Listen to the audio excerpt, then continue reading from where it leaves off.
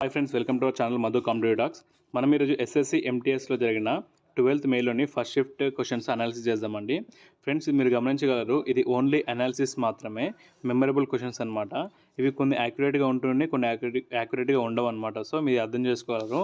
So friends, ఇది మనకు only వచ్చి అప్కమింగ్ ఎగ్జామ్స్ కోసము ఎలా అంటే కొన్ని ఇంపార్టెంట్ క్వశ్చన్స్ ఎలా చూసుకోవాలని దానికోసమే అనమాట. సో ఇంకా మనం క్వశ్చన్స్లోకి వెళ్దాం. క్వశ్చన్స్లోకి వెళ్ళే కన్నా ముందు మీరు మా ఛానల్ సబ్స్క్రైబ్ చేయండి, లైక్ చేయండి. సో ఇంకా ఫ్రెండ్స్లో ఇక క్వశ్చన్లోకి వెళ్దాం. ఇక్కడ మనకి ఏం అడిగాడంటే అండి, అల్లారా ఖాన్ ఉంటాడు అనమాట. ఇక్కడ సారీ స్పెల్లింగ్ మిస్టేక్. అల్లారా ఖాన్ అనే వ్యక్తి ఏ మ్యూజిక్ ఇన్స్ట్రుమెంట్కి సంబంధించింది అడిగాడు అనమాట. ఈయన తబలాకు చెందిన వ్యక్తి అనమాట. మనం తబలాకు చెందిన వాళ్ళు ఎవరు గుర్తుంచుకోవాలంటే మెయిన్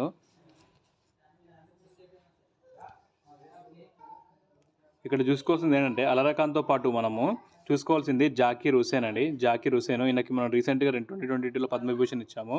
ఈయనతో పాటు పండిత్ శాంతా ప్రసాద్, అట్లా నిఖిల్ ఘోష్ అండ్ పండిత్ జ్ఞాన్ ప్రకాష్, సందీప్ దాస్, వీళ్ళు బాగా గుర్తుంచుకోవాలండి. సో నెక్స్ట్ వచ్చేసి ఏంటంటే 2022లో మన న్యూజిలాండ్ ఇండియా T20 సిరీస్ అయింది కదా, అందులో ఒక ఇండియా ఉన్న కెప్టెన్ ఎవరు అడిగారండి. మనకి ఆన్సర్ వచ్చేసి హార్దిక్ పాండ్యా అన్నమాట.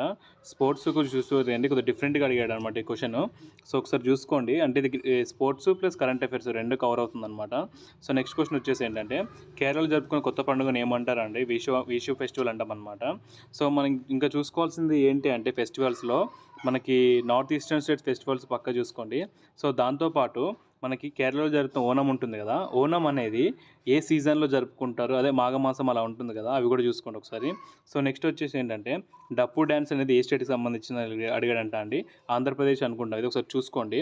సో నెక్స్ట్ వచ్చేసి ఏంటంటే మనకి గ్యాస్ సబ్సిడీ వస్తుంది కదా, ఎల్పిజి గ్యాస్ సబ్సిడీ అనేది ఏ మంత్రిత్వ శాఖ ఆదర్శ కిందకి వస్తుందో అడిగాడండి. పెట్రోలియం అండ్ న్యాచురల్ గ్యాస్ అనమాట. ఇది ఒకసారి చూసుకోండి.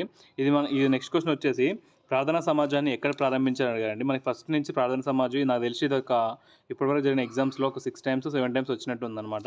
ఇది మనకి ముంబైలో 1867లో మనకి ఎవరు స్థాపిస్తారంటే ఆత్మరంగ పాండురంగరాజన్ స్థాపిస్తారన్నమాట. సో నెక్స్ట్ క్వశ్చన్ చూద్దాం. నెక్స్ట్ క్వశ్చన్ వచ్చేసండి మనకి పురందర్ సంధి అనేది ఎప్పుడు జరిపేది అడిగారండి. 1665 జరుగుతుంది అనమాట. ఇది మనందరికీ తెలుసు కదా అండి. శివాజీకి మళ్ళీ ఇంకా ఎవరికి జరుగుతుందంటే రాజా జైసింగ్ అని ఉంటాడు కదా, ఆయనకి మధ్యలో జరుగుతుందనమాట. ఇక్కడ మనకి చూసుకోవాల్సింది ఏంటంటే అండి 1647లో 74లో ఛత్రపతి శివాజీ తన ఆస్థానానికి వచ్చాడు అనమాట. ఓకేనా. సో నెక్స్ట్ వచ్చేసి ఏంటంటే చూసుకోవాల్సింది ఇంకా ఛత్రపతి శివాజీ యొక్క ఆక్రమణలు కోటలు ఉంటాయి కదా, ఒకసారి చూసుకోండి. సో నెక్స్ట్ వచ్చేసి ఏంటంటే 1773-78లోన గవర్నర్ జనరల్ ఆఫ్ ఇండియా లేకపోతే governor general of Bengal something ఉంటుందన్నమాట. వాళ్ళు అంటే వారన్ హ్యాస్టింగ్ అండి. మనకి ఇది 1773లో రెగ్యులేటింగ్ చట్టం వస్తుంది కదా, దాని ప్రకారం వారన్ హ్యాస్టింగ్ అవుతాడు. మళ్ళీ దాని తర్వాత ఇది మారిపోతుంది అనమాట, గవర్నర్ జనరల్ ఆఫ్ ఇండియా అవుతుంది. సో అదొకసారి చూసుకోండి. సో నెక్స్ట్ వచ్చేసి ఏంటంటే 22 శీతాకాలం ఒలింపిక్స్లో భారతదేశం నుంచి వెళ్ళిన క్రీడాకారు ఎవరు అడిగారండి. సో ఆసిఫ్ ఖాన్ అనమాట. ఈయన జమ్మూ కాశ్మీర్ ప్రాంతానికి చెందిన వ్యక్తి. సో ఈయన ఏ గేమ్ నుంచి వెళ్ళాడో అది కూడా చూసుకోండి, అది కూడా అడిగే అవకాశం ఉందన్నమాట. సో మనకి ఈ స్పోర్ట్స్ ఎక్కడ జరిగాయంటే చైనాలోని బీజింగ్లో ఇక్కడ జరిగి ఉంటాయి. సో ఫస్ట్ ప్లేస్లో ఉన్నది మాత్రం నార్వే అండి, అది కూడా ఒక అడిగే ఛాన్స్ ఉందన్నమాట. నెక్స్ట్ వచ్చేసి మనకి ఏం అడిగాడంటే ఇక్కడ చూద్దాం. ఇక్కడ అడిగింది ఏంటంటే ఓజోన్ లేయర్ ఏ ఆవరణంలో ఉంటుందని అడిగారండి. మనకి తెలుసుగా అండి, ఓజోన్ ఆవరణము అనేది మనకి ఈ స్ట్రాటోలో ఉంటుందన్నమాట, స్ట్రాటోలో. సో మనం చూసుకోవాల్సింది ఏవేవి ఉంటాయి కదా అవన్నీ చూసుకోండి. ఎలా ఉంటుందంటే ఇది మనకి ట్రోపో, స్ట్రాటో, మోసో అట్లా ఉంటుందన్నమాట. ఏ ఆవరణంలో ఏవి ఉంటుండేవో చూసుకోండి ఒకసారి క్లియర్గా. ఓకేనా. సో నెక్స్ట్ వచ్చేసి ఇది పద్మావతి గ్రంథాన్ని ఎవరు రాశారని అడిగారంటండి. పద్మావతి గ్రంథాన్ని వచ్చేసి మనకి ఎవరు అమీర్ సంథింగ్ అలా పేరు ఉంటుంది అన్నమాట, ఎగ్జాక్ట్గా తెలీదు. ఒకసారి ఇది చూసుకోండి, ఒకసారి మీరు సెర్చ్ చేయండి.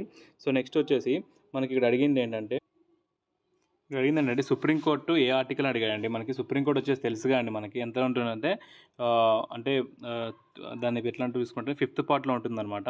మనకి ఆర్టికల్ 124 నుంచి 147 వరకు ఉంటుంది. సో మనకి సుప్రీంకోర్టు వచ్చేసి 124 ఆర్టికల్ ప్రకారం ఉంటుందన్నమాట. మనకి ఫస్ట్ సుప్రీంకోర్టు అంటే ప్రజెంట్ ఉన్నది, సో ఇది న్యూఢిల్లీలో ఉన్నది. ఎప్పుడంటే 1950లో ఏర్పడింది అనమాట. సో ఇది బాగా గుర్తుంచుకోండి.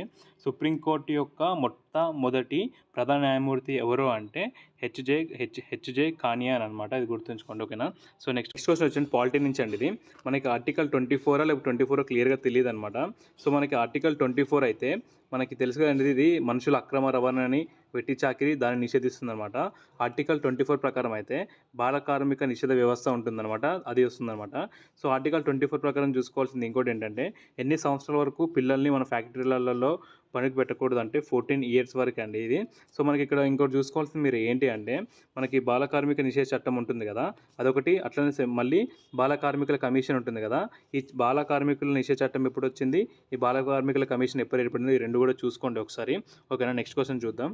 సో, నెక్స్ట్ క్వెషన్ వచ్చేసి ఏంటంటే, ఇక్కడ అడిగిందేంటంటే ఫాతిమా షేక్ అనే ఆవిడ దేనికి రిలేటెడ్ అని అడిగాడండి. ఈమె మొట్టమొదటి ముస్లిం టీచర్ అనమాట. సో, ఈవిడ మనకి తెలుసుగా అండి సత్యశోధక సమాజ్ స్థాపించిన జ్యోతి బాపులే గారు ఉంటారు కదా! వాళ్ళ సతీమణి ఇట్లా ఉంటారు కదా! వాళ్ళ వైఫ్‌తోని ఇవన్నీ వర్క్ చేస్తారనమాట. వాళ్ళిద్దరు కలిసి ఎడ్యుకేషన్ ఫీల్డ్‌లో హెల్ప్ చేస్తుంటారనమాట. సో, మన చూసుకోండి కొద్దిగా పేపర్ ప్యాటర్న్ చేంజ్ అవుతుంది. డెప్త్ పెరుగుతుందనమాట. సో, నెక్స్ట్ వచ్చేసి ఏంటంటే బందీపూర్ నేషనల్ పార్క్ అనేది ఏ రాష్ట్రంలో ఉంది అని అడిగాడండి. మనకి ఇది కర్ణాటకలో ఉంది. ఇది ఒకసారి చూసుకోండి. సో, నెక్స్ట్ వచ్చేసి ఏంటంటే BRO అంటే బార్డర్ రోడ్ ఆర్గనైజేషన్ అండి. మనకి నార్మల్‌గా ఇక్కడ అయితే హైవేస్ ఏమో నేషనల్ హైవే ఇస్తుందన్నమాట. National highway authority of India ఇస్తుంది. సో, కాకపోతే సరిహద్దు గ్రామాలు ఉంటాయి కదా! వాటిలలో మాత్రం ఏసేది ఏందంటే బార్డర్ రోడ్ ఆర్గనైజేషన్ ఇస్తుందన్నమాట.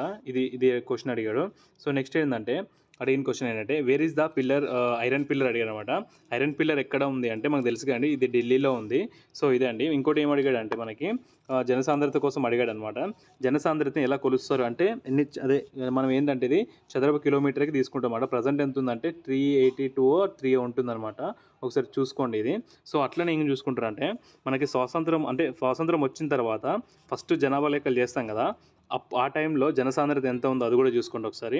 సో, అడిగిన ఇంకో క్వెషన్ ఏంటంటే 2021లో పద్మశ్రీ అవార్డ్ అనేది ఎవరికి వచ్చింది అంటే ఏ డాన్సర్‌కి ఆర్ట్స్ నుంచి ఎవరికొచ్చింది అడిగాడంటండి. ఇది కూడా ఒకసారి చూసుకోండి. సో, ఇంకో క్వెషన్ ఏంటంటే ప్రొడక్షన్ ట్యాక్స్ ఇట్లా అడిగిండంట. అంటే భారతదేశంలో ఉత్పత్తి అయ్యే వస్తువులపైన వేసే ట్యాక్స్ ఏదో అడిగాడంట. సో, ఇది చూసుకుంటే మనకి జీఎస్టీ కూడా ఇస్తాము. మళ్ళీ అట్లనే ప్రొడక్షన్ ట్యాక్స్ కూడా అట్లా ఉంటుంది. అసలు క్లారిటీ ఐడియా లేదనమాట అది. సో, ఇలాంటి క్వెషన్లు కూడా అడుగుతున్నారు చూసుకోండి ఎకనామిక్ పాయింట్ ఆఫ్ వ్యూలో. ఇంకోటి ఏం అడిగాడంటే క్లైమేట్ గురించి అడిగాడండి. క్లైమేట్ ఏంటంటే మనకి పశ్చిమ అంటే వేరే దేశంలో స్టార్ట్ అయిన పవనాలు ఉంటాయి కదా! వ్యాపార ఋతుపవనాలు అవి అంటాం కదా మనము క్లైమేట్ శీతోష్ణ చదువుకుంటాం. అవి భారతదేశానికి ఎలా ఏ దేశం నుంచి వస్తాయని అలా అడిగాడంట. సో, శీతోష్ణస్థితులు అవి కూడా ఒకసారి చూసుకోండి. సో, మళ్ళీ ఇది శీతోష్ణస్థితి చూసుకున్నప్పుడు ఇంకేం చూసుకుంటారంటే మనకి అగ్నిపర్వతాలు ఉంటాయి కదా! అగ్నిపర్వతాలు అనేటి వాటిని ఏ దేశాల్లో ఏ పేరుతో పిలుస్తామో సునామీలు వస్తాయి కదా! ఆ సునామీలని ఏ దేశంలో ఏ పేరుతో పిలుస్తామో అవి కూడా ఒకసారి చూసుకోండి. సో, నెక్స్ట్ క్వెషన్ వచ్చేసి అంటే ఇంగ్లీష్‌లో అంటే అదేర్ అనే దీనికి యానోనిమ్ అడిగాడంట. ఈడియమ్స్ వచ్చేసి అవుట్ ఆఫ్ వుడ్ అని ఒకటి అడిగండి.